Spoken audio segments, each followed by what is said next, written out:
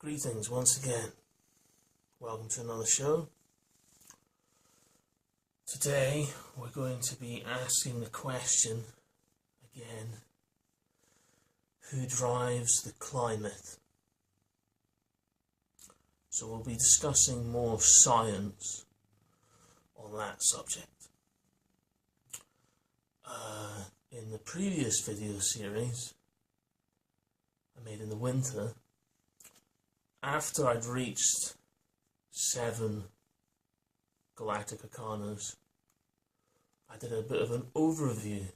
So today is both Galactic Arcana number 7 and, in terms of the video sequence this time, we've covered 7 Galactic Arkanas.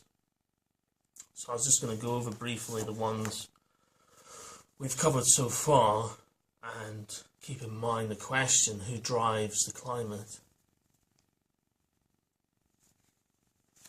So the first one we covered was the 8-fold year.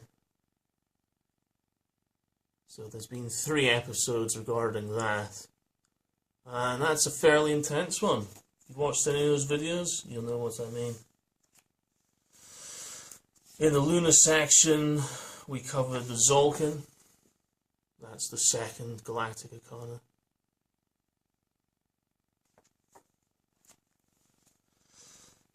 And we've covered Galactic Arcana number 3. There's been a couple episodes about that. That's the 365. Okay, so we've covered that on 2 levels.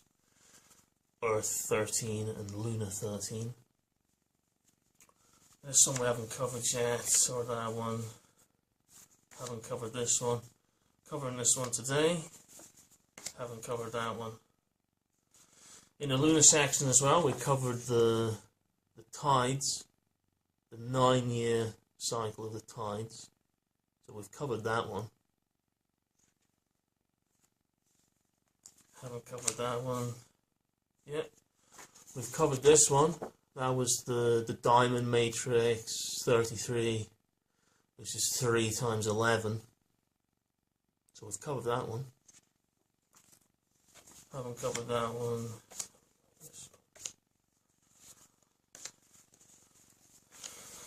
We have covered cosmic rays that relate to cloud formation. And I associate that with Luna 7 because of the ratio of 1 to 7. The maths is what I'm focusing on here. So we've covered this one. Haven't got this one. Haven't got that one. Oh, let's see. 1, 2. Yeah, and we have covered the Galactic Arcana 20. That was on Luna 10. So we've covered that one. So that's the 7 we've covered so far. That again is part of that list here, which you can find details of there. So that's the ones we've covered so far, just a really quick overview. And obviously there's more details about each one of those in each of their own unique videos, and then there's more details on the website. But all of this information, I mean, I've been working on this my whole life, but there's certain key aspects to this work that only really, puzzle pieces weren't there till last winter. And today is one of those ones, because today is Galactic Arcana number 7, which is the Chariot. Which is why I bring up the question again, who drives the climate? My first book covers 19,000 years, so I had to stop somewhere. I've mentioned this many times to people. How do you fit infinity into a book? So I had to stop somewhere with my first book.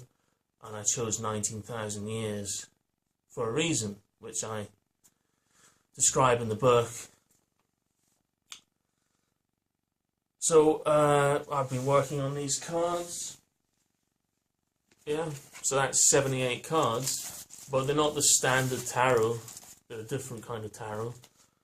And I've been asking the question for many years, what are the major arcana? So I had some ideas of this, but again, it wasn't until last winter that it really all started to make sense. And why did it start to make sense? Well, things were all just all happening at the same time.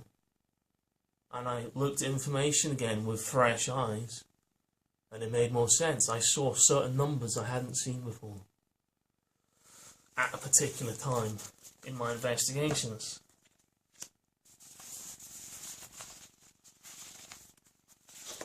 Here's one of those key pieces of documentation here. And I have to give thanks to Theodore Landsleit. This is from his book. And as you can see, for me, seeing something like this, I found that quite fascinating. Yeah, because you see, at the end of my first book,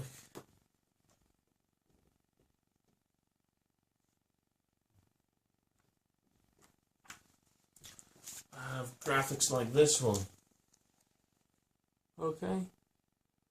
Now these are similar sorts of fluctuations we're dealing with here over thousands and thousands of years.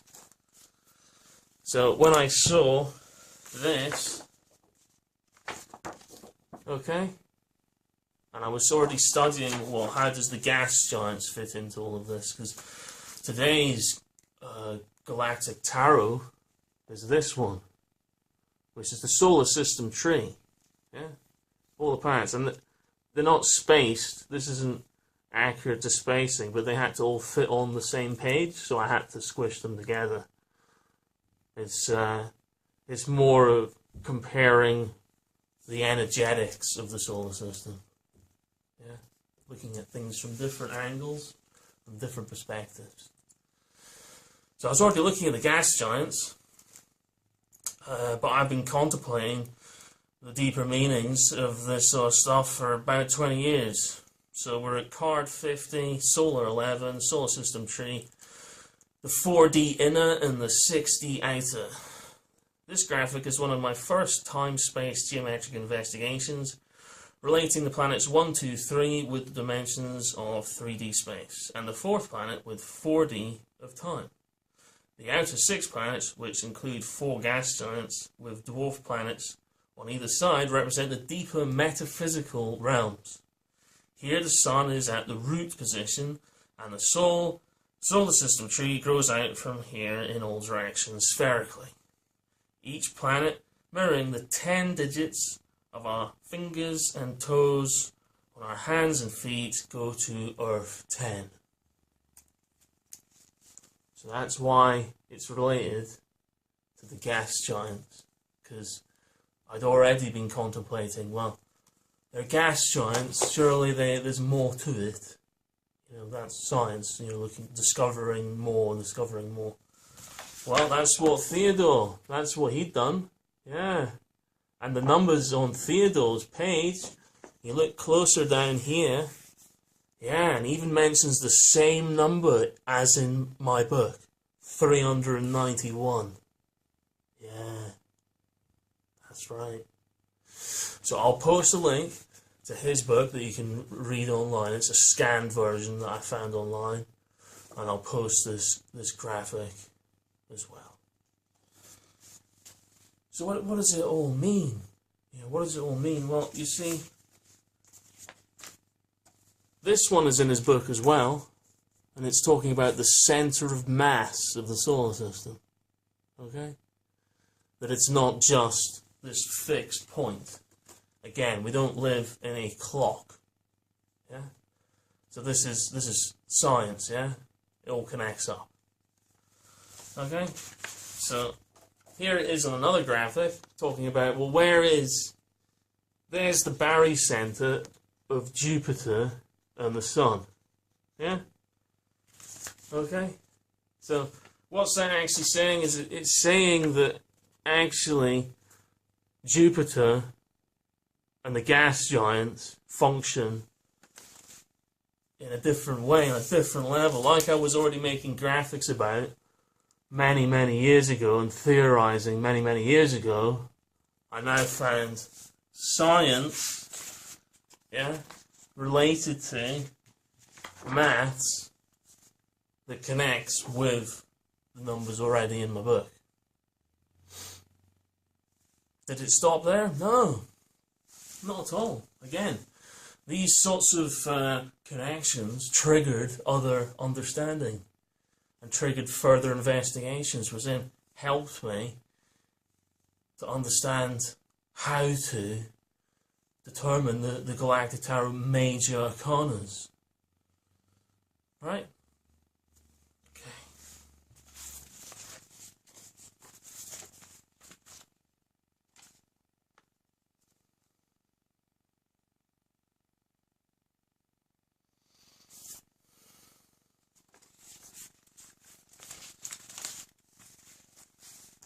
So at the same time as well, I had been already discussing with my friend who's an astrologer. We were chatting about the gas giants.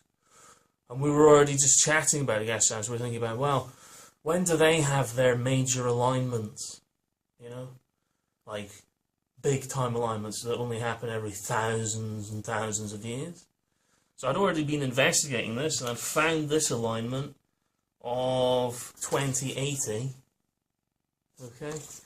And what you should be able to see here is that's Neptune, and over here is the other three gas giants. Okay? So they're directly opposite each other. Okay?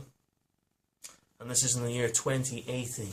So the other number that Theodore mentions in his book is this number here. 317.7. So because I then found that number, I used that with this alignment from 2080, and I wound it back in time to see what I would find. And I essentially found, yeah, that's how the gas giants realign over thousands of years. So I won't show you all of them, but going back several increments of 317.7, in 1127, you find that all four of the gas giants are within the distance of one sign, so all grouped together. And you keep spinning back by these increments, and you get to around about 144 BC. And what you find again is Neptune opposite the other three gas giants.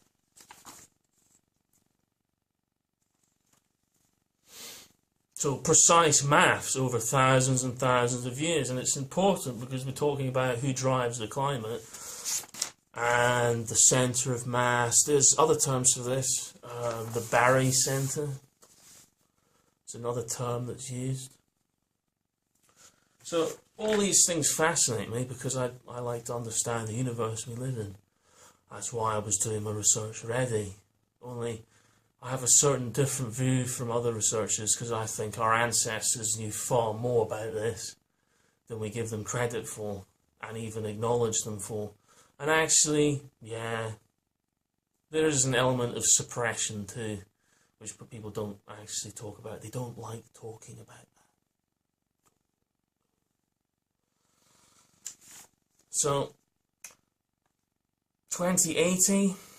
2080 is also a number I'm familiar with, as I am the year 144 is a number I'm familiar with, 144. 2080 is actually a subunit you use in doing eclipse calculations, so I was very familiar with that number. And I thought to myself, wow, wow, that's quite a coincidence that those two key numbers end up being the point at which this, 2,224 year cycle of the four gas giants. Yeah? That it starts and ends 144 BC to 2080 AD in the Gregorian-Julian time sequence. So that just perked my curiosity to think to myself, wow. So they don't know about this information, but it just happens that the numbers it lands on happen to be very key numbers, both in ancient numerology and modern numerology too. Well, it's obviously just another coincidence to add to the list of coincidences, because what other possible explanation could there be? Other than actually this is advanced time science, and that's why I'm here to share this information, to hopefully perk your curiosity. You know, we're so far we've got through 7 of the Galactic Arkana, which means we're 1/3 of the way through, and you know, this is Galactic Arkana in the sequential sequence going from Earth, Lunar, Solar, Alchemy, Galactic, and then the Zodiac. It's in a different sequence this time than the original videos I made in the winter. So I'm now sharing even more, because I've actually learnt more even just in the last few months while I've been writing the next book, which all of this somehow will be able to be fit together in another book. So, how does this relate to the climate?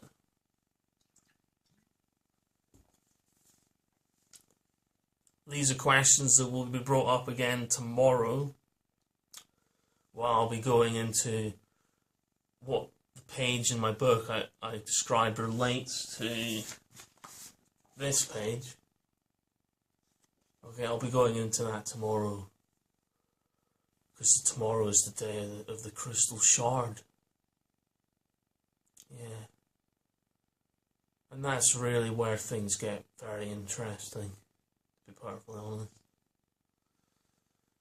Should really perk some questions. Definitely. From my perspective, yeah, I think so. I think it's important to acknowledge knowledge. I mean, why would we suppress knowledge? There's only one reason to suppress knowledge, and that is for nefarious purposes. Yeah. The suppression of knowledge has been used, prop up fake systems that maybe millions of people agree with because they haven't been given a choice, but maybe they never thought they had a choice because the knowledge has been suppressed. Which is why you would suppress it, wouldn't you? Because if you suppress something, which then enables people to have a choice, and you've taken that choice from them, then as soon as the knowledge is no longer suppressed, they then have a choice. In which case, how do you know they would actually choose to be suppressed? I don't think most people would choose to be suppressed if they're given a choice. So there we go. Who drives the climate? How long have we known about this knowledge? These are questions. It'd be really great to answer these questions. Even talking about them would be nice. I like talking about them. I think it's fascinating. Yeah.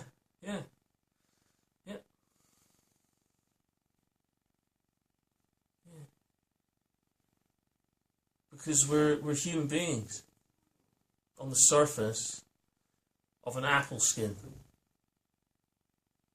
We'll go through the orders of magnitude again. So we're on this planet, 2/3 of the surface is oceans. So that leaves 1/3, which is all the land. Then the land has many, many different aspects of land.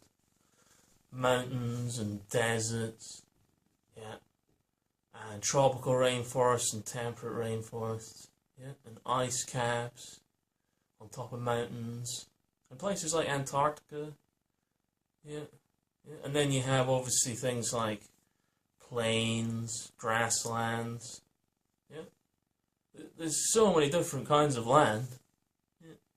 So out of that third that's left over, which is about 30%, how much of that do you think has been urbanized?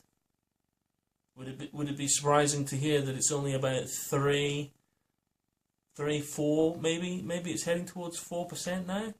Obviously, these figures need to be confirmed, but is there a confirmed figure anywhere? And how did they calculate that?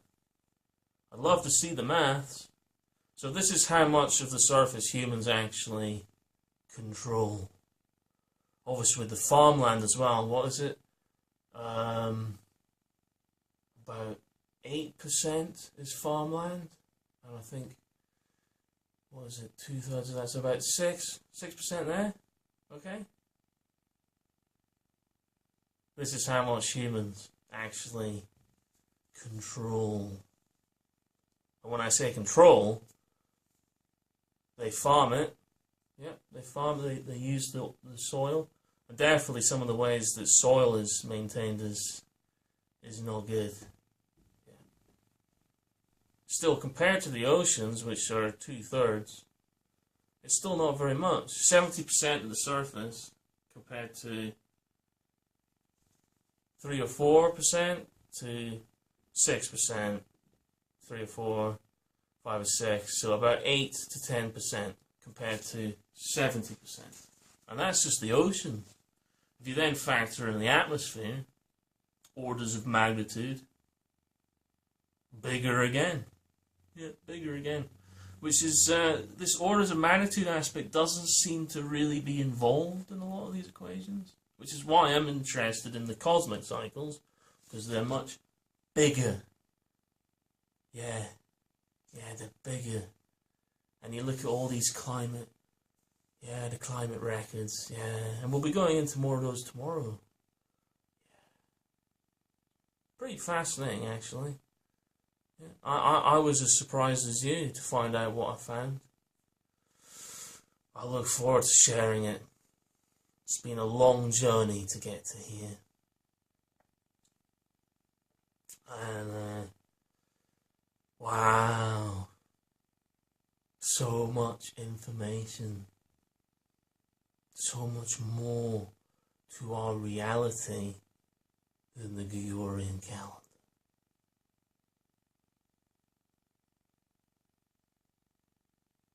So there'll be more about all these sorts of things.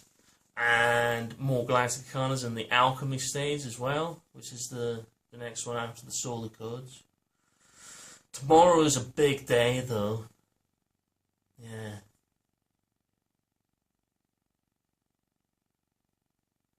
It's fascinating.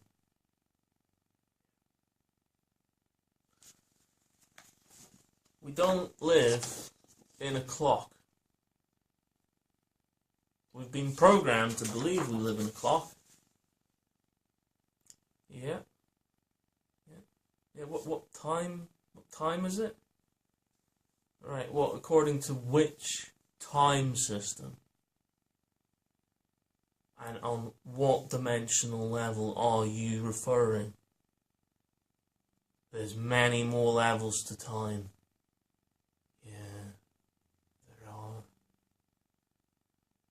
Many other levels to time. Yeah, it's kind of like, you can think of it like an electrical circuit, the universe. Yeah. That's why the numbers are so important, because numbers represent frequencies. Yeah, exactly. Yeah, so all these numbers I'm sharing, they're actually important. Yeah, the specific numbers of all these different cycles are actually really important. But we've been suppressed. We've been told that time is the Gregorian calendar and the clock. So that's what everybody thinks, because that's how suppression works. It even suppresses the idea that numbers actually matter. Well, I'm here to relate to you that numbers actually do matter. And when people talk about numbers, again, that actually matters. You may have been programmed to think otherwise. Well, it's now your choice aspect now. Because that's what happens when knowledge is no longer suppressed. when it's freely shared as a planet.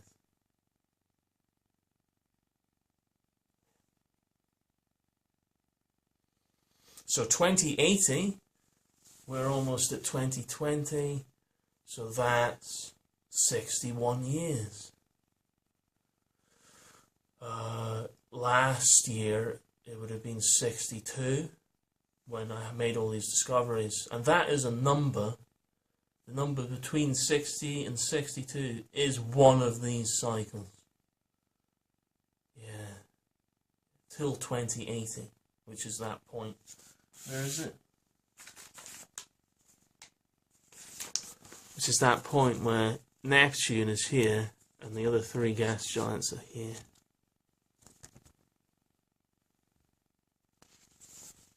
So very orders of magnitude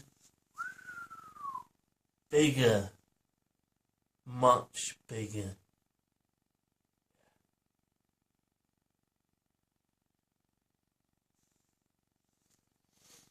Even the timing of understanding it occurred during when these cycles are co-aligning, coexisting. Subunits of harmonics occurring while I'm understanding what I'm understanding.